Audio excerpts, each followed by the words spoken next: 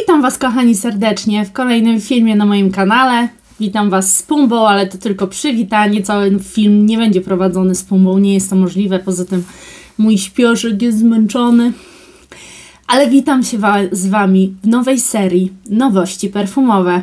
Zobaczmy, co świat perfum przygotował dla nas w tym roku. Zapraszam!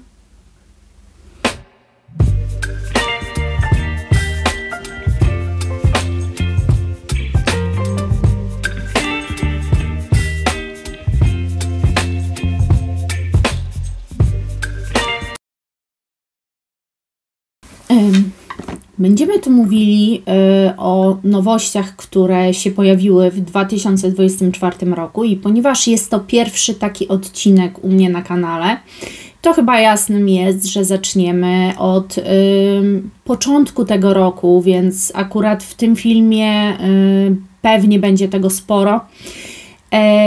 Czym chciałam się zająć? Przede wszystkim przedstawić Wam te nowości.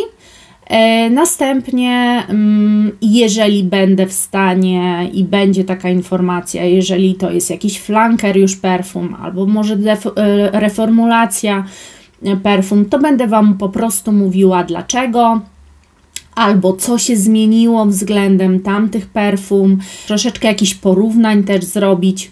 Ale nie chcę też, żeby te filmy trwały bardzo długo. Ten akurat może być jednym z dłuższych, dlatego że no, chyba jest jasnym, że od początku roku troszeczkę tych nowości weszło. Z tym, że założeniem teraz jest, że taki film będzie się pojawiał raz w tygodniu, w niedzielę. Jeżeli nie będzie za bardzo nowości w danym tygodniu, może nie powstaną jakieś nowe zapachy, no to takiego odcinka w tygodniu nie będzie, po prostu będzie on prawdopodobnie za 2 tygodnie. Także intensywność tych filmów będzie bardzo mocno uzależniona od tego, co się na rynku nowego będzie pojawiało. Nie przedłużając już, bo opowiadam, a nie skupiam się na tym, co najważniejsze, zaczynajmy.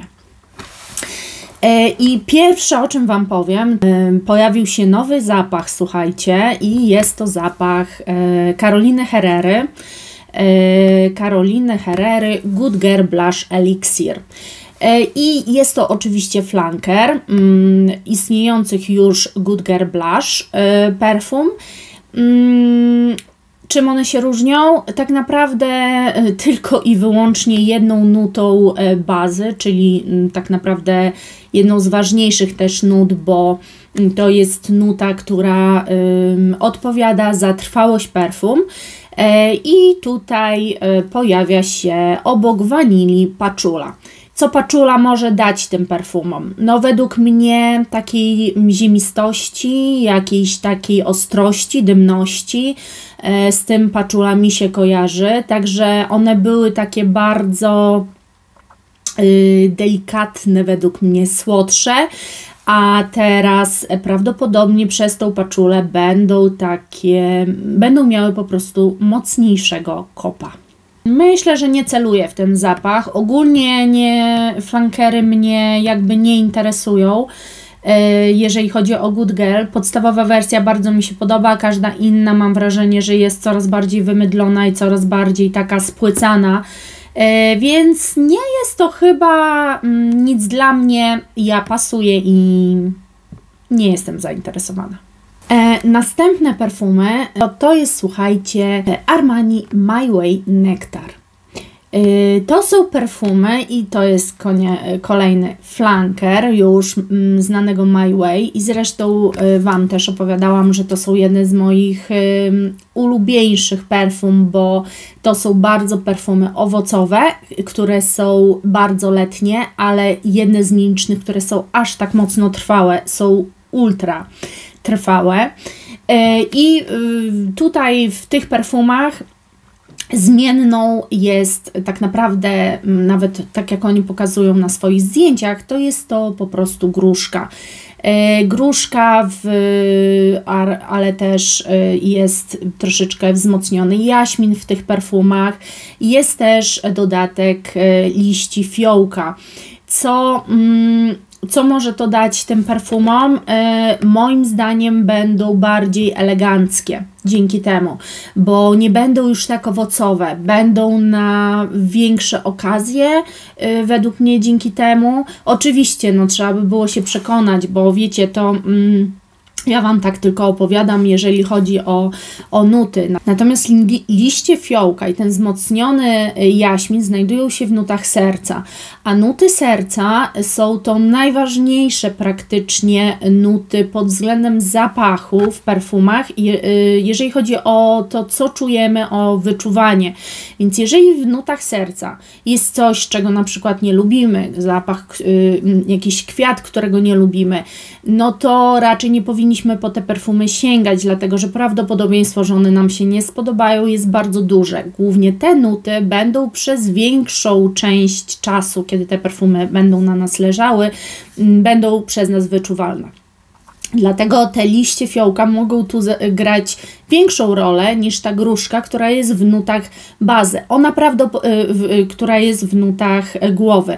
Ona prawdopodobnie będzie wyczuwalna od razu przy psiknięciu tymi perfumami, a następnie później pewnie się ulotni, no i zostaniemy z tym jaśminem, liściami fiołku i tuberozą, która jest bardzo mocno przytłaczająca, ale mimo wszystko myślę, że nadal będą to w takim kontekście owocowym perfumy, tyle że bardziej eleganckie, może też dzięki temu bardziej intensywne w swoim zapachu.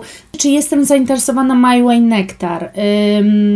Tak, mogłyby one się u mnie znaleźć. Jeżeli chodzi w ogóle o wersję My Way, flankery...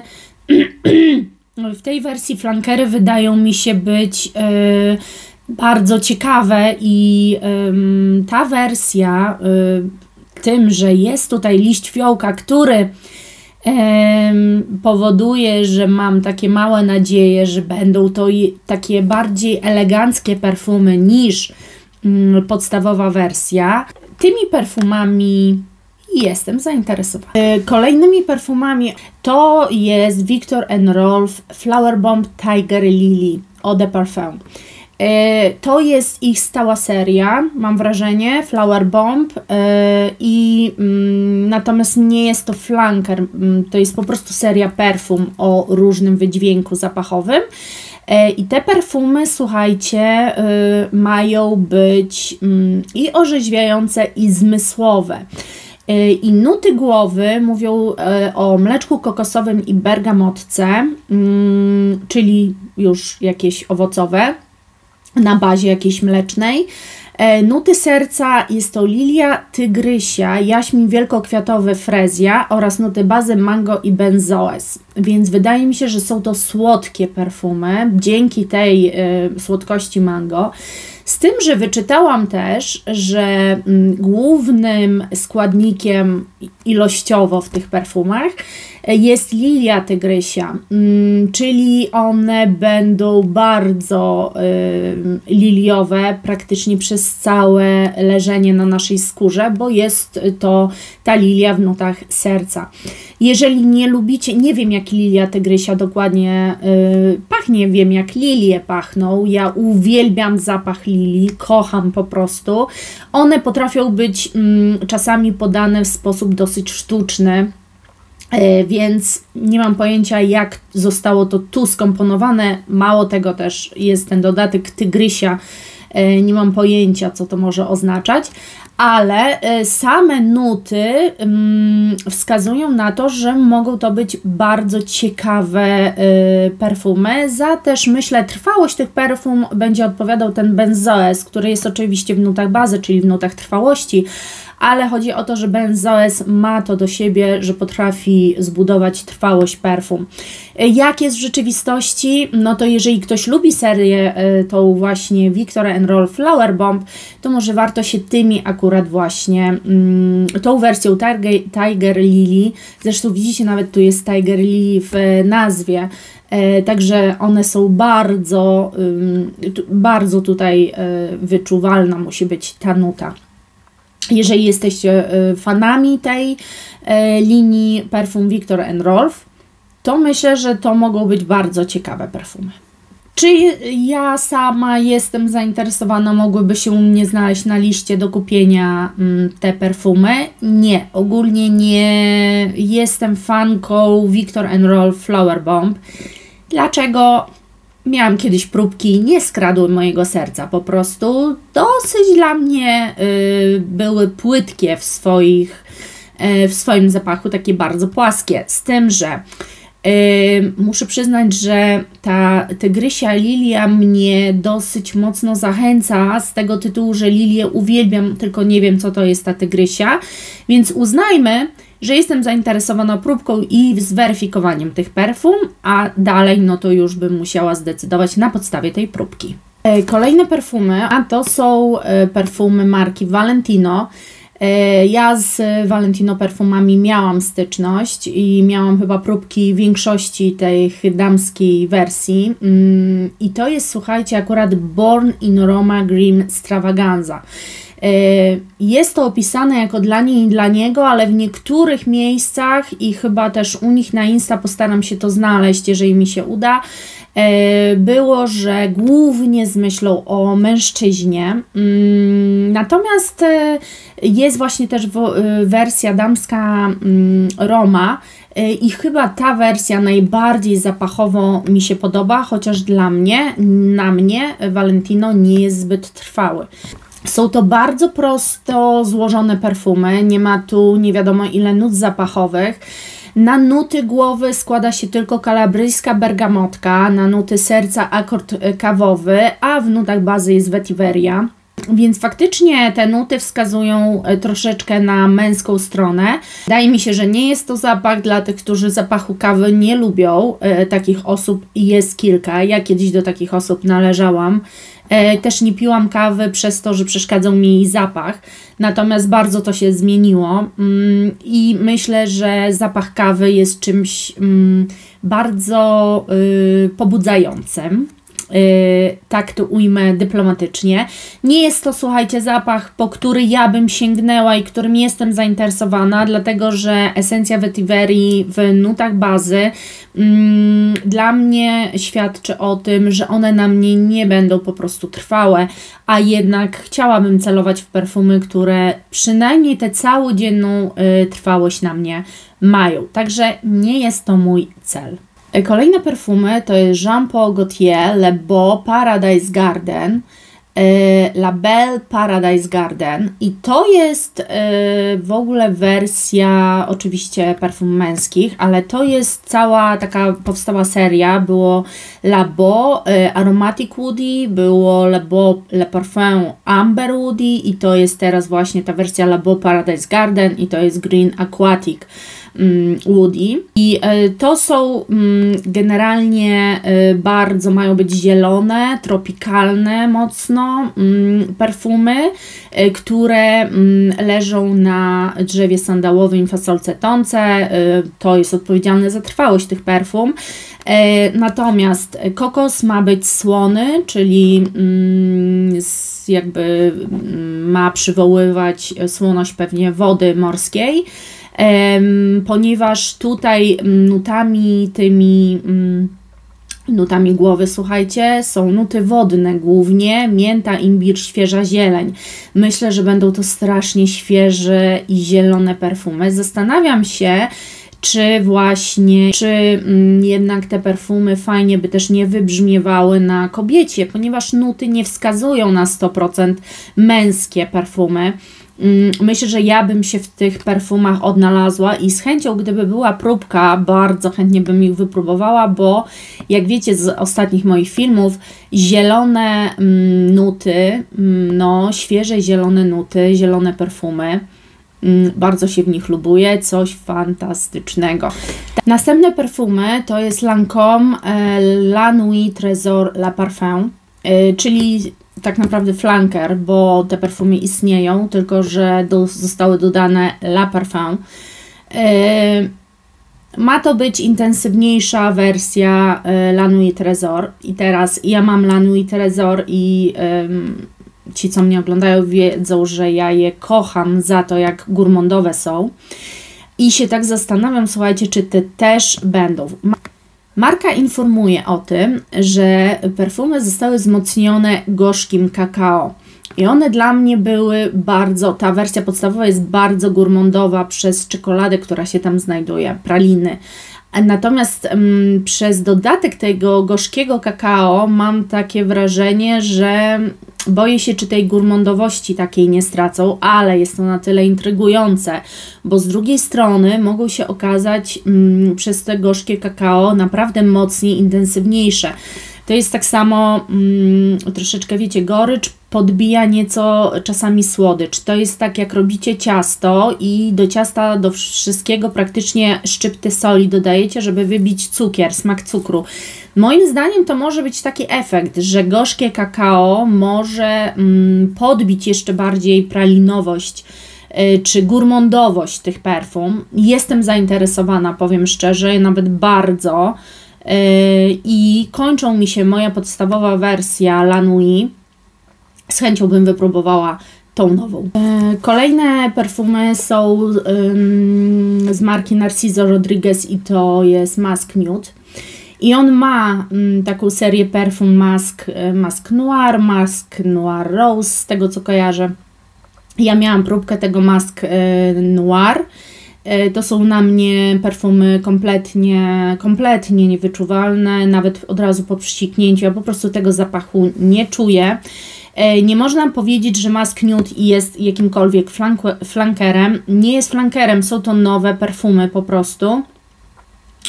I są to perfumy, oczywiście ta cała seria charakteryzuje się piżmem. Piżmo jest głównie jako nuty serca, czyli ono ma być wyczuwalne. Jeżeli nie przypadacie za tą nutą, to raczej te perfumy Wam nie podejdą. Jeżeli chodzi o nuty, słuchajcie, głowy, to są tu wymienione różowy pieprz, jaśmin, białe kwiaty, a nuty serca właśnie olejek różany, kwiat pomarańczu i piżmo. Nuty bazy paczula, drzewo cedrowe i fasola tonka. No, na mnie po prostu to nie siedzi. Jeszcze jeżeli jest drzewo sandałowe, to jest ok. W ogóle cedrowe mam wrażenie, że u mnie w żaden sposób trwałości nie przedłuża i w ogóle to są nuty, które u mnie nie utrzymują zapachu. Więc ja dziękuję i pasuję, a tym bardziej, że z Narciso Rodriguezem nie mam zbyt dobrych relacji, że tak powiem. Kolejna nowość, słuchajcie, to jest Hugo Boss. I to jest zapach, którego ja nie lubię osobiście, Descent. I to jest w wersji Elixir, czyli można by powiedzieć, że jest to flanker, ale to jest flanker, który nie jest wzbogacony niczym z podstawowej wersji. Mam wrażenie, że jakby to jest zupełnie nowy zapach, ponieważ tamte, jak wiemy, są perfumami takimi dosyć owocowymi, świeżymi, takimi też prostymi, jeżeli chodzi o nuty, a jeżeli chodzi o tę wersję, ma to być wersja bardzo mocno bursztynowa, czyli w nutach serca mają się pojawiać bursztynowe nuty, które mają bardzo mocno wybijać. Ma to być taki dosyć drzewny zapach też, więc niczym moim zdaniem podstawowej wersji nie przypomina. Też jeżeli chodzi o flakoniki, no jest to coś w kolorach właśnie takich bursztynowych bardzo mocno, także nawet tak się kojarzy i to jest i wersja damska i męska wyszła w tym samym czasie. To jest kompletnie nie mój target, ja nie lubię wersji podstawowej, więc nie chcę próbować też tej wersji. Następne perfumy to są, najpierw powiem Wam o męskich, później o damskich i to jest K by Dolce & Gabbana Intense. Ponieważ powstały już dwie wersje, jest podstawowa i jest Le Parfum męska i Le Parfum w sumie jest wersją tą podstawową, tylko taką bardziej intensywną, ale tu w nazwie jest Intense, natomiast dla mnie to są totalnie inne perfumy.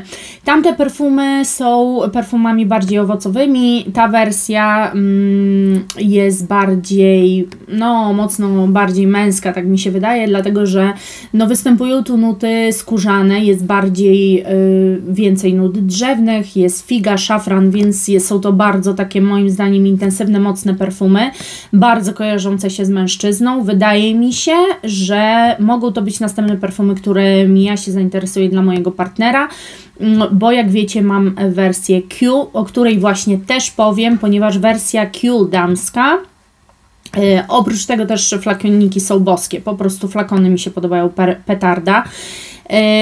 Wersja damska również ma ten przydomek Intense obecnie.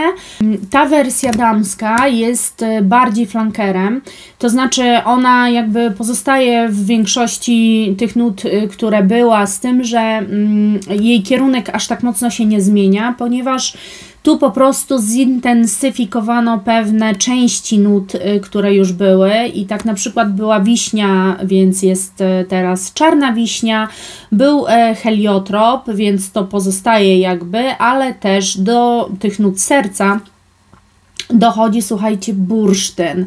Wydaje mi się, że teraz gdybym skończyła te perfumy, które mam, poszłabym w tą wersję intensywniejszą, bo raczej wydaje mi się, że one nie będą jakoś mocno inaczej wybrzmiewały. Będzie to wersja po prostu intensywniejszego zapachu, a ja zawsze jak powstaje flanker, który ma nam zintensyfikować jakiś zapach, to bardzo chętnie idę w tą wersję intensywniejszą. Słuchajcie, kolejne perfumy to są marki Hermes, są to męskie perfumy i jest to H24 Herbes Vive. Słuchajcie, to jest flanker, natomiast H24 podstawowych perfum Hermesa. Natomiast tu to są bardzo zielone perfumy męskie, które mają przypominać zapach po deszczu, który mi osobiście bardzo się podoba i chciałam takie perfumy poznać, więc dlaczego by nie pachnieć po męsku? Nie wiem, czy to jest taki zapach, słuchajcie, męski. No wydaje mi się, że zapach po deszczu pasuje każdemu, ale tamta podstawowa wersja miała narcyz i miała szałwię muszkatołową. Nic z tych nut już tutaj w tych perfumach nie będzie. Tu będą właśnie jakieś takie świeże zioła, granita gruszkowa i taki składnik, który jest aroma składnikiem, czyli takim no, sztucznym, Fizz Cool się nazywa. On, słuchajcie, ma spowodować, że perfumy mają dać Wam chłód, macie fizycznie poczuć chłód, po prostu, z tym, że bez tego mentolowego takiego zapachu, po to jest ten składnik. Także jestem bardzo ciekawa tych perfum. Powiem szczerze, że nawet dla siebie próbka, bardzo chętnie, jestem zainteresowana. Kolejne perfumy są Muglera, mojego ukochanego, i to są Alien Hypersense. Alien kocham perfumy. To są perfumy, którymi ja jestem z zasady bardzo zainteresowana, dlatego że ogólnie wszystkie premiery Muglera mnie będą bardzo zawsze ciekawiły. Słuchajcie, to jest wersja niby flanker, ale jednak nie flanker. On się nazywa Alien Hypersense, czyli Alien, ale jednak niewiele z takim alienem ma wspólnego. Alien jest bardzo prosty, ma jaśmin, jest na bazie bursztynu, ma drewno kaszmirowe, tu nie. Słuchajcie, tu mają być nuty mandarynki i gruszki, mają być nuty jaśminu, oczywiście zostają tylko różnych jaśminów, arabskiego i sambaka, oraz no, drzewno kaszmirowe nuta, ale już w bazie, a tam w bazie był bursztyn, więc wydaje mi się, że one będą pachniały totalnie inaczej i ja jestem ultra ciekawa tych perfum, ultra ciekawa, słuchajcie. Myślę, że one powinny wejść do mojej kolekcji. Słuchajcie, kolejna wersja powstała u Diora, jego kultowych perfum Miss Dior. To są chyba jedne z starszych zapachów w ogóle Diora mainstreamowych. I u nich się zmienił dyrektor do spraw właśnie perfumiarstwa. Jest to Kurdi Gian, bardzo znane nazwisko, on sam tworzy swoje też perfumy. I mają to być perfumy, które nas powracają troszeczkę do tej pierwszej wersji Miss Dior, czyli mają być jaśminowe z nutami owocowymi, ale leżące na bursztynie. I tak naprawdę bardzo proste, ale myślę, że będą strasznie mocno trwałe, czyli mandarynka, jaśmin, bursztyn i drzewo. No, ciekawa kompozycja. Ja Miss Dior nigdy nie miałam. Czy chciałabym je teraz mieć? Myślę, że może jeszcze nie dorosłam, a może warto by było zainwestować w próbkę i je sprawdzić. Muszę się zastanowić. Kolejna to jest męska wersja, słuchajcie, Carolina Herrera Bad Boy Cobalt Elixir Eau de Parfum. Jeżeli chodzi akurat o Bad Boya, ja tych perfum nie znam męskich i jakoś nigdy nie pomyślałam, żeby wersję męską kupić Wojtkowi. Natomiast tych wersji jest, słuchajcie, tak dużo, że ja już po prostu jestem pogubiona totalnie. I jeżeli chodzi o Good Girl, wymyślali flankerów, i jeżeli chodzi o Bad Boy. Bad Boy już był La Parfum, Bad Boy Cobalt Parfum Electric, Bad Boy Gold Fantasy, Bad Boy Extreme, Bad Boy Dazzling Garden. Naprawdę ciężko jest za tym wszystkim nadążyć. Ponoć najtrwalszym jest Bad Boy Extreme. Tam są nuty imbiru, paczuli i kakao. Natomiast ten Bad Boy Cobalt Elixir to jest takie pomiędzy. I tu są, słuchajcie, czarny pieprz, trufla, wanilia, olibanum. Wydaje mi się, że bardzo mocno intensywne faktycznie mogą to być perfumy. On po prostu jakby, jak znacie tę wersję podstawową Bad Boy Cobalt Electric, to właśnie ta wersja jest taką intensywniejszą. Tu jest po prostu mocna mieszanka szałwi, dodana dodatkowo czarna trufla i żywiczne drewno. No i to jakby wzmaga cały zapach, ale więcej Wam nic nie powiem o tych perfumach, bo ja po prostu nie znam w ogóle tej męskiej wersji, także to tyle tylko, że jest nowość. Znam już te perfumy, testowałam je i kompletnie się na mnie nie utrzymują, a chodzi o Paco Rabanne Fame. Powstaje Fame i Phantom, czyli Fame jest damska, Phantom jest męska. Fame Intense i Phantom Intense. Jeżeli chodzi o Fame Intense, został ten zapach, ta podstawowa wersja, bo to jest flanker, i został on wzmocniony po prostu kadzidłem, jaśminem i jakimś kremowym drzewem sandałowym, ale czy to jest to samo co drzewo sandałowe, nie wiem do końca. Buteleczka się nie zmienia, jest to dalej ta sama pani robot ubrana w łuskę. Nie wiem, czy mi się to podoba, słuchajcie, jeżeli chodzi o flakon.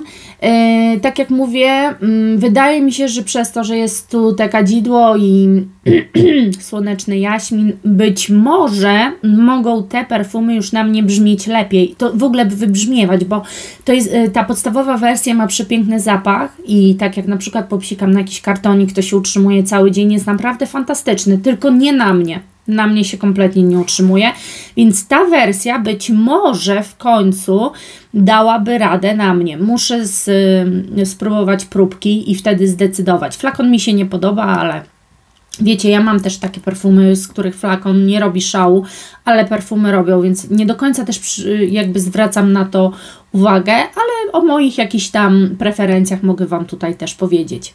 Jeżeli chodzi o Phantom z kolei, słuchajcie, Intense, to też jest to zintensyfikowana, po prostu intensywniejszy flanker podstawowej wersji perfum Phantom, z tym, że tutaj mamy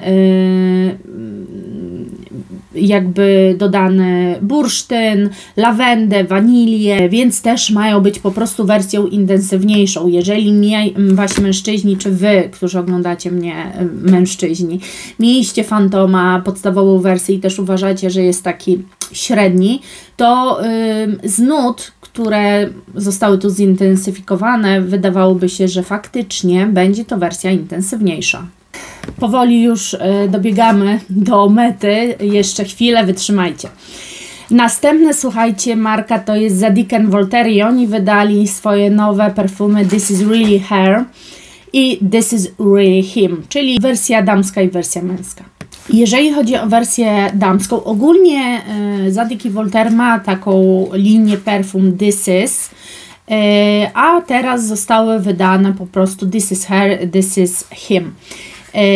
I ta wersja damska, no jest słuchajcie, bardzo interesującą wersją, ponieważ w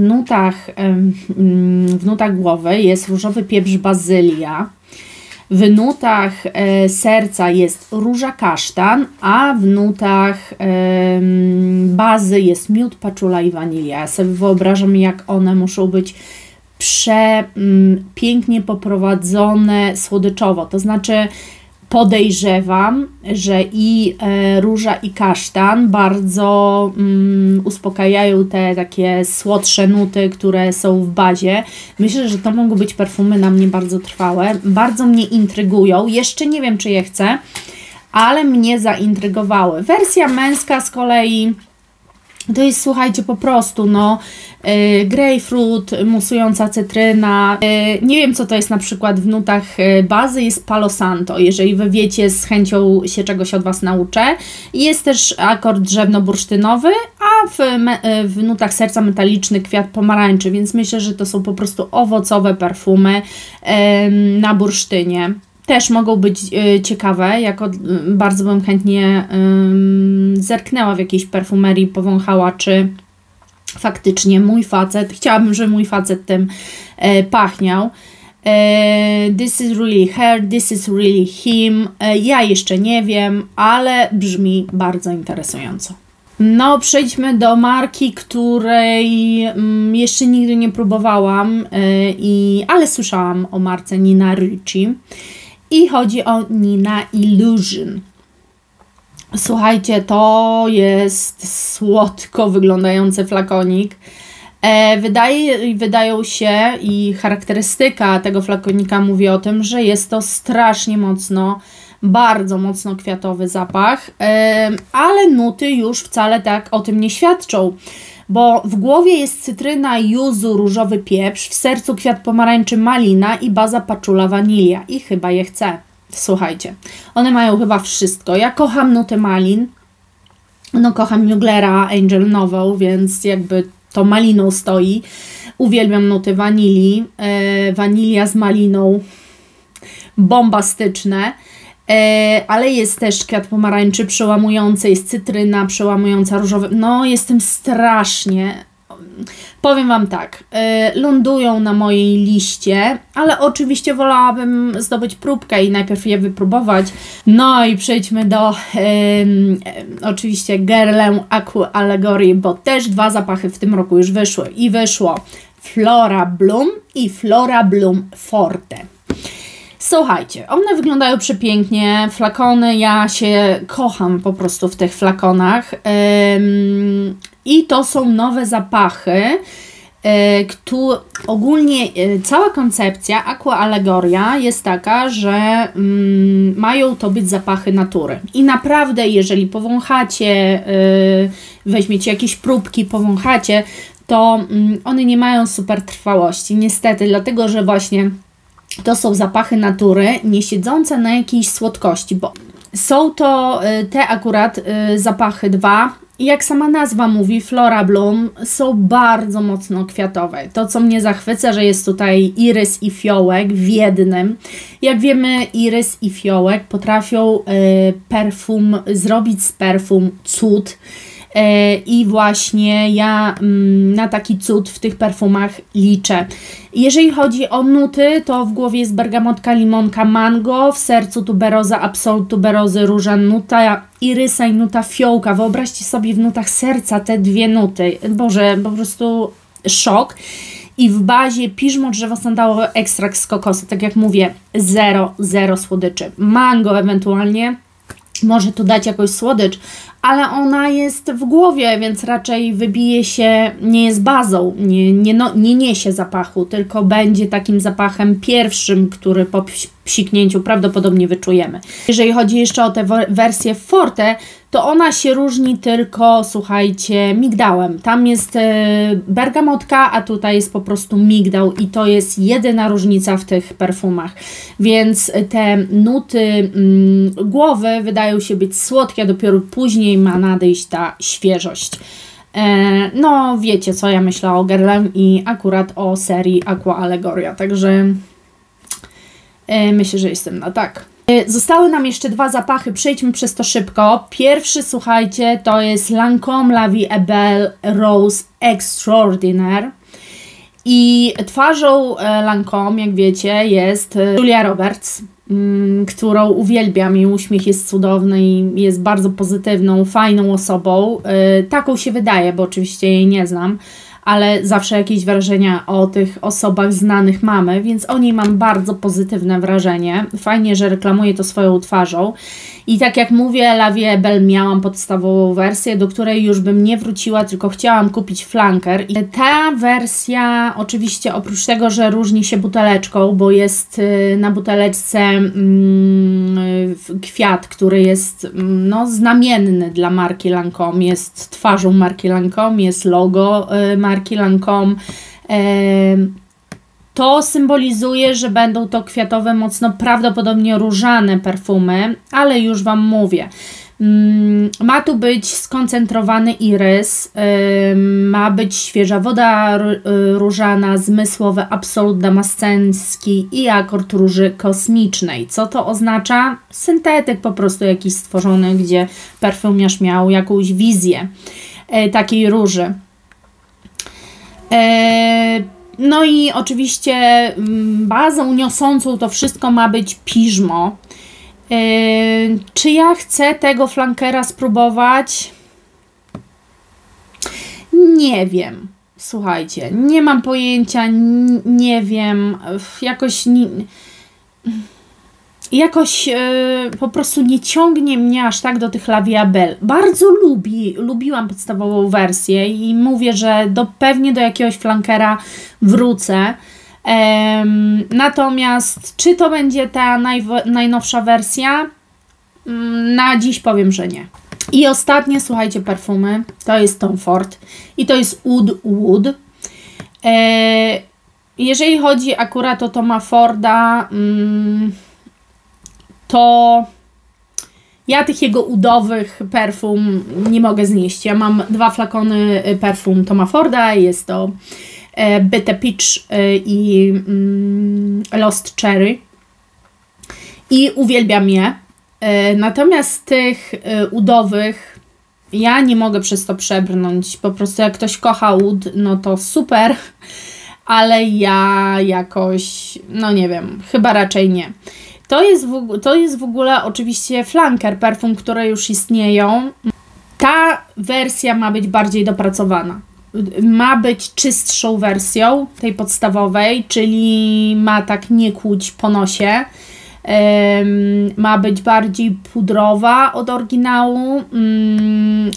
W ogóle te perfumy są ogólnie przyprawowe, kardamonowe, pieprzowe, więc no to jest dosyć silna kompozycja, ale właśnie tu ma być taka trochę oczyszczona, czyli ma też być dodany wanilia, czyli jakaś słodycz. Ma to po prostu być taka wersja kombinacja akordów, które spowodują, że no chyba te perfumy mają być bardziej zjadliwe. Nie wiem, czy zostało to spowodowane, że ta pierwsza wersja nie była, ciężko jest mi, słuchajcie, powiedzieć, nie była tak czysta, jest taka bardzo aż mocna, aż za mocna, nie wiem, ja tutaj nic więcej Wam nie powiem, tylko tyle, co no, czytam z ich stron i po prostu dowiaduję się, ale generalnie nie znam tych perfum, nie mogę w jakiś tam sposób porównać. No, głowa to jest kardamon, różowy pieprz, drzewo różane, serce, paczula, drzewo sandałowe, tyweria, ud, baza, wanilia, bursztyn, tonka. Wydaje mi się, że może ta wanilia zrobić jakieś,